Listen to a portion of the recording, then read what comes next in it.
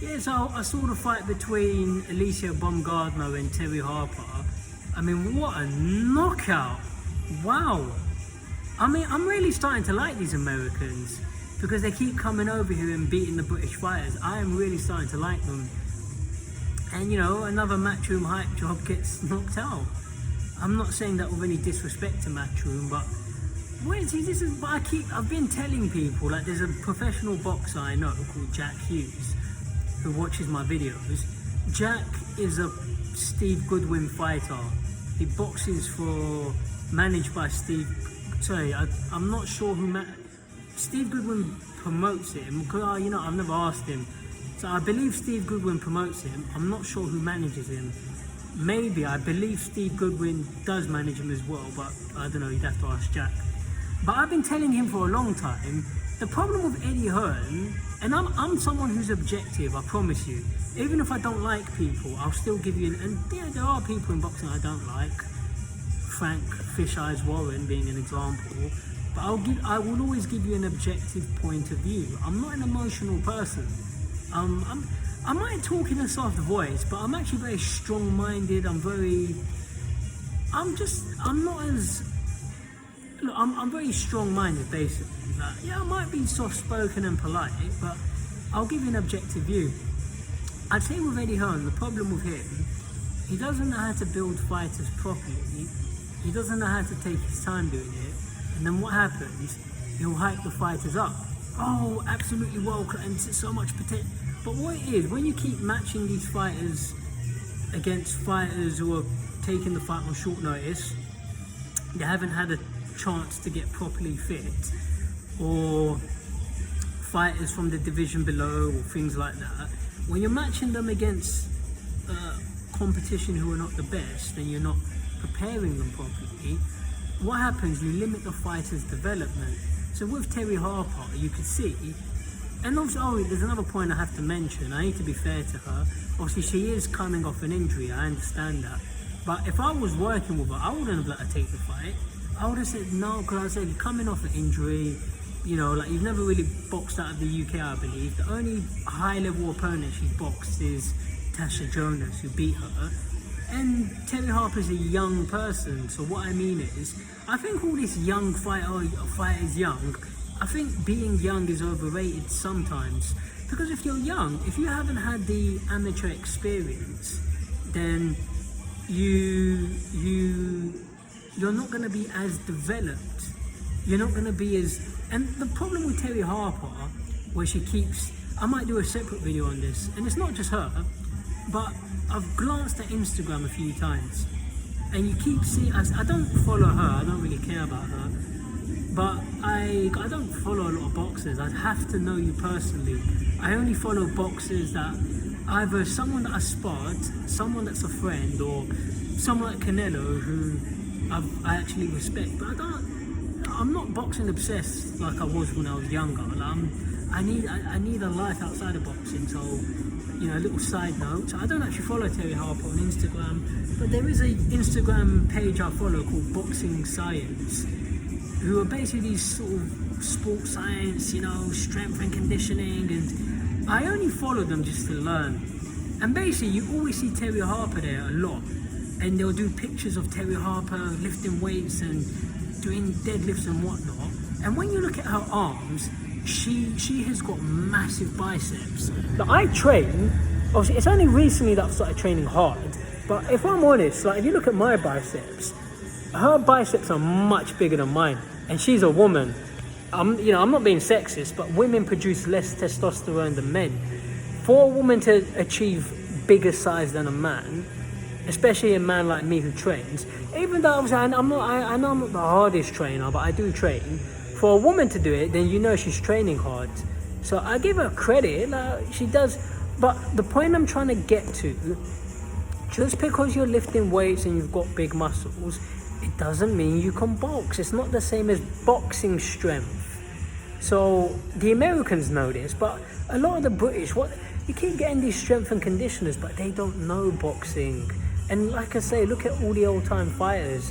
These guys were doing 12, 15 rounds. You know, you don't... I'm not saying you can't lift weights, because I do lift weights. I've started lifting weights heavy, and I am actually gonna. Once I get £1,000 together, there's a personal trainer who he's what's his name, Lenny St. Clair, who actually won Mr. Universe, something like that, and basically he's won all sorts of bodybuilding competitions. So I am actually gonna pay him to train me. It's basically £1,000 for like 20 sessions. Yeah, 20, which ain't bad. Basically works out £55 a session. So I'm not contradicting myself. I know some people might think I am, but I'm a lot brighter. Where what I'm gonna try and do with my career, ultimately, I'm not. Again, I'll probably do a separate video on this. It's just a quick point, but the difference with me, before I turn pro, I'd make sure I have at least 50, 60 amateur fights. I don't care. I'd have to have that many, and I know I'm 31, but I don't care. I will wait until I've had 40, 50, 60 amateur fights. I don't care. You know what I mean? I'll do it. And even if I turn pro before that point, but the difference with me, first of all, I'd make sure that I box as often as possible. You know, I've had 4 white collar fights since July. Since June. I've had 4 white collar fights since June. I could have had 7 or 8, but some of them I declined because of short notice. Another one, they weren't paying me enough.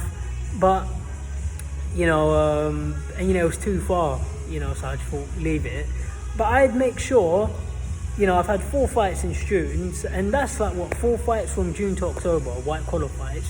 I know it's not the same level as pro, but Canelo has shown that pros can fight often and win. So that's what I do. I do a Canelo, I do a Mike Tyson. I'd be fighting frequently, and I'd build myself slowly. I'm not saying slowly, but I did it gradually. The problem with these, and this is the last point I'm going to say about this, because I'll just do it in a separate video, it's going to take too long. The problem with Terri Harper and a lot of these British boxers, they will take a step up too soon, and I won't say it's not that you're getting exposed, I think that's the wrong word, but you haven't prepared enough to take on a foreign fighter of that caliber who's coming with a different style that you're not used to. And then where they've got a different style, like with this Alycia Baumgardner, Terri Harper's just not used to that, because Tasha Jonas is not a puncher. So what puncher, and Tasha Jonas won that fight against Harper.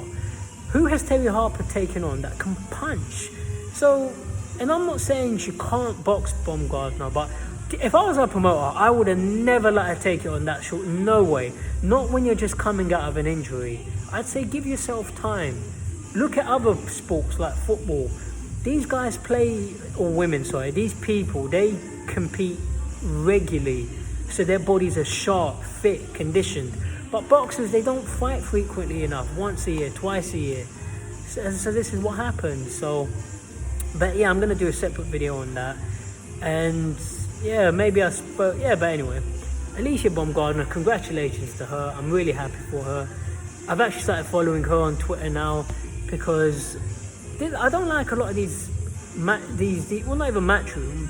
I don't like a lot of these British hype jobs, because I've been saying this. You keep saying, like Eddie Hearn hypes them. They're so like Conor Benn's the perfect one. I tell you who else is gonna get knocked out. Katie Taylor and Conor Benn. I'm telling you, they're gonna get knocked out at some point.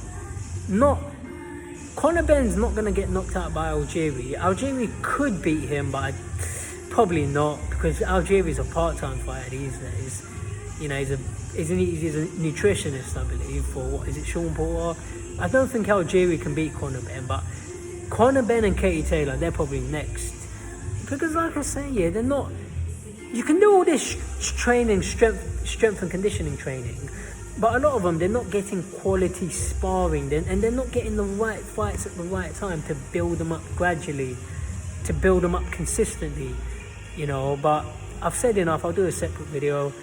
Congratulations to Baumgardner. I am actually following her on Twitter and Instagram now, and I will do everything in my power. If I can go to America next year, I don't really want to take the COVID vaccine, but if I can go to America, if they change the rule, I'd love to go to Alycia Baumgardner's gym. And yeah, that's the plan. Anyway, said enough. Oh, Michaela Mayer. I suppose that's the fight to happen next. Baumgardner versus Michaela Mayer. That's an excellent fight for women's boxing. I'll probably say Baumgardner wins because she can punch harder. Probably wins by stoppage again. And the way Terri Harper got stopped, I haven't seen that in a long time. Where she just stood there like that, looking that way, and then Baumgardner came and swung on her, and then Terri Harper's lucky the referee saved her, because that could have been devastating. And I'm not mocking her. I mean, you know, there's nothing, no shame in that. I mean, I got stopped at white collar level, so obviously I can't mock a professional boxer. I mean, obviously if I become pro, I might get stopped worse than that, but I don't think I would, because the only reason I've lost like a couple of these white collar fights this year, I wasn't fit for them. I wasn't training. I didn't have a trainer. But you know, in future I'll be better prepared. So a bit of a long video, I know, but thanks for watching.